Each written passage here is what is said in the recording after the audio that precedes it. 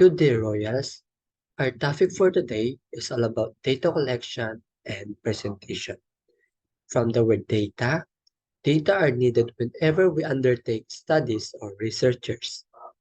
Another meaning or other definition of data, this is the measurement or observation that are being collected. So we have two types of data here, the primary data and the secondary data. If we see primary data, that is the collected directly by the researchers himself or herself. So if we see primary data, these are the first hand or the original resources. Again, primary data, this is the first hand or original sources. Like for examples of first or the primary data rather, that is the personal letters, diaries, photographs, drawing, poster, and so on. While secondary data, these are the information taken from published or unpublished material previously gathered by other researchers or agency. So, tinatawag naman natin secondary data pag ito ay or it refers to any data set collected by any person or other person than the one using it or tinatawag nating second party. O pag tinatawag nating secondary data, tinatawag natin tong second party. Like for example of it is just like the books, the journals, printed media, and anything, and so on. Okay? That those are the two types of data. So let's proceed to data collection. So if we say data collection, it is the process of gathering, measuring, and analyzing accurate data from a variety of relevant sources to find answer to research problem. So these are the sampling techniques. So first here is the simple random sampling. If we say simple random sampling, it is a type of probability sampling in which the researchers randomly selects a subset of participants from a population. Okay, that is the simple random sampling. While systematic sampling, if you say systematic sampling, is where every end case after a random start is selected.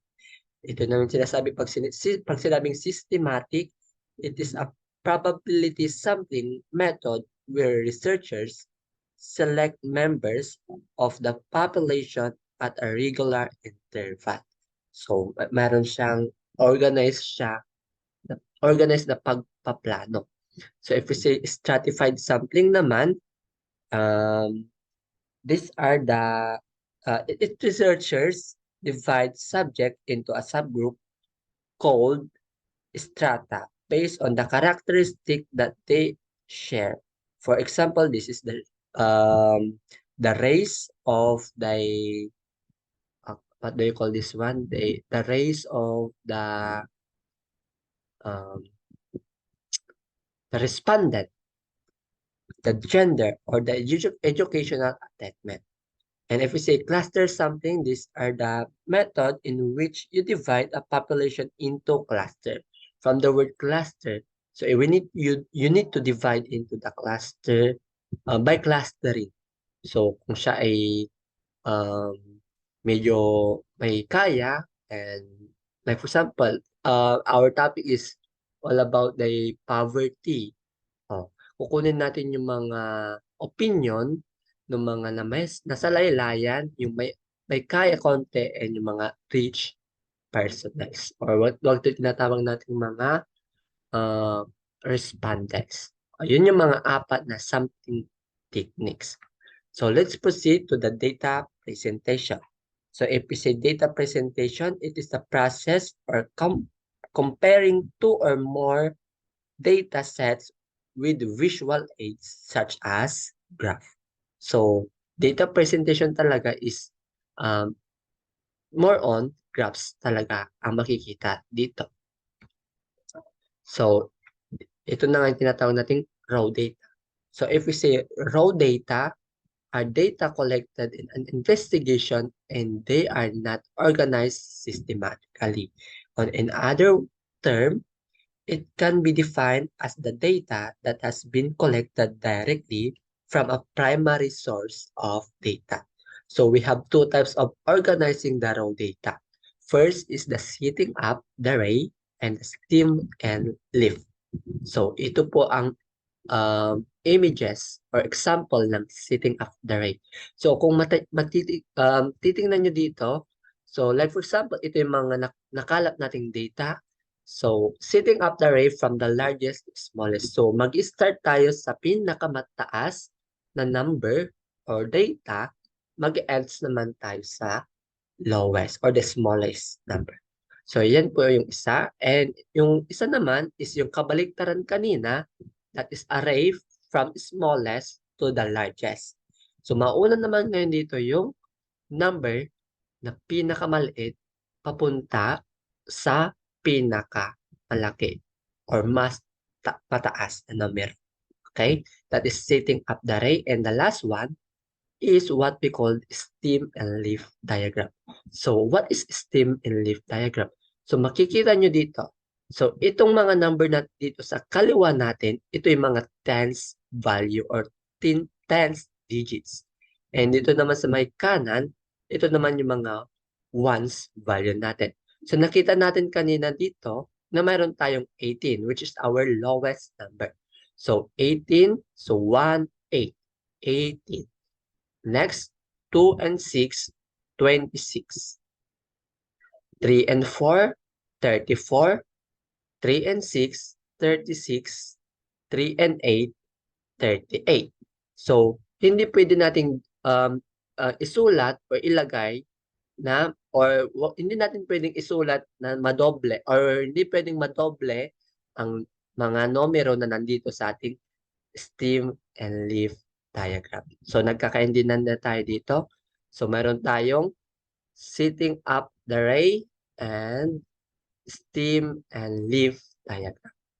So, ngayon, pupunta naman tayo sa frequency distribution.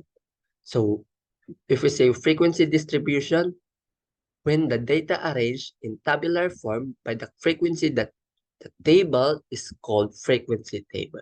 The arrangement itself is what we call frequency distribution. So, ito na nga yung tinatawag nating frequency distribution. So, like for example, ano kaya itong class interval na dito? So, if we say class interval, it refers to the numerical width of any class in a particular distribution. So, excuse me. So, kung mapapansin nyo dito, so, nag-start tayo sa pinakamaliit hanggang sa pinakamalaki. So, 20 to 30. Then, susunod naman dito is from 30 to 40. So, from class interval is for the upper class limit into the lower class limit. So, ito yan po yung mga class interval natin. So, if we say tally marks, kung ilang data ang mayroon doon sa 20 to 30. Like for example, 2. So, like for example, 21. So, 21 is fall under the 20 to 30. And like for example, 25. So, dito pa rin siya mag-fall. Yan yung tinatawag nating tally marks. And the frequency, pag sinabi nating frequency, it is a particular value or the number of times the value occurs in the data. Okay, nagkakain din po tayo dito sa frequency distribution. So, itatali lang natin ito, then makukuha natin yung number of frequency. So, meron tayong 2, 4, 6. Dito lang po is just like an example or visual example of frequency distribution. Okay. Next is all about the true limits and class marks. So, pag sinabi natin true limits and class marks, so nandito po siya.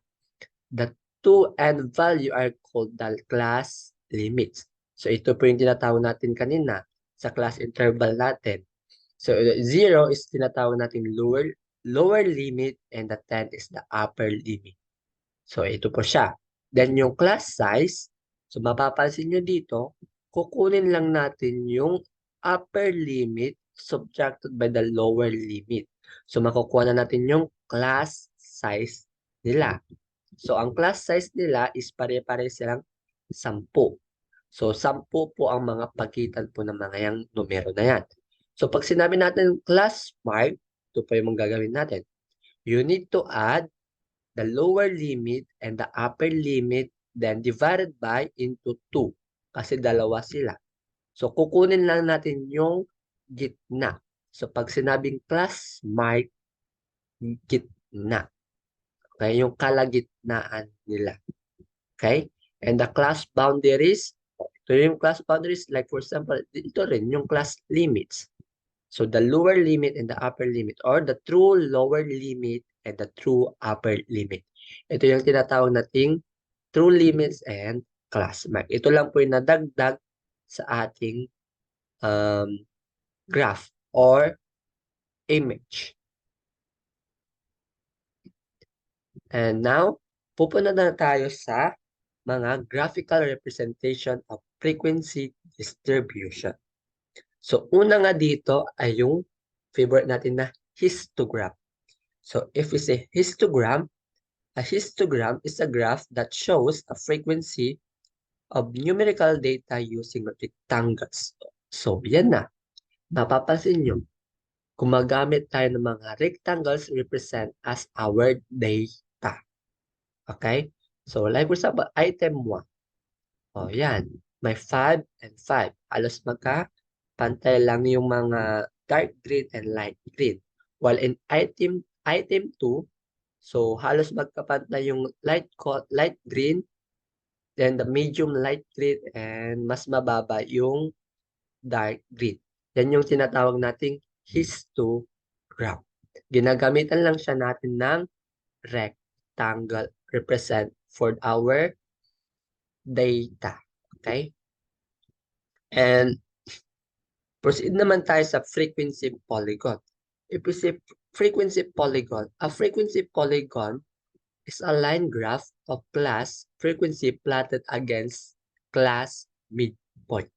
So, if we say class midpoint, from the word midpoint, pinakagitna. Or, a frequency polygon is a line graph or of a class frequency plotted against the class midpoint.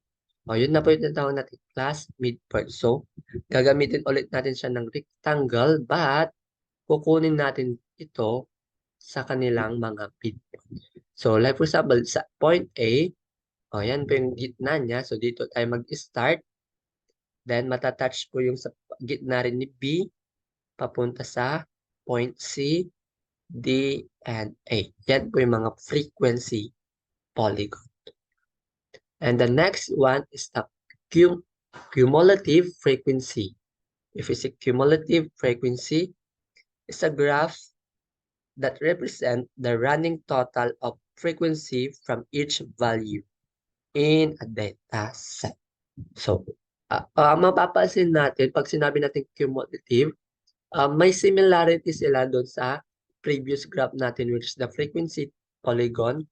Pero nga dito, ang kakabaan lang dito, sa frequency polygon, kinukuha lang natin mga midpoint nila to connect the lines.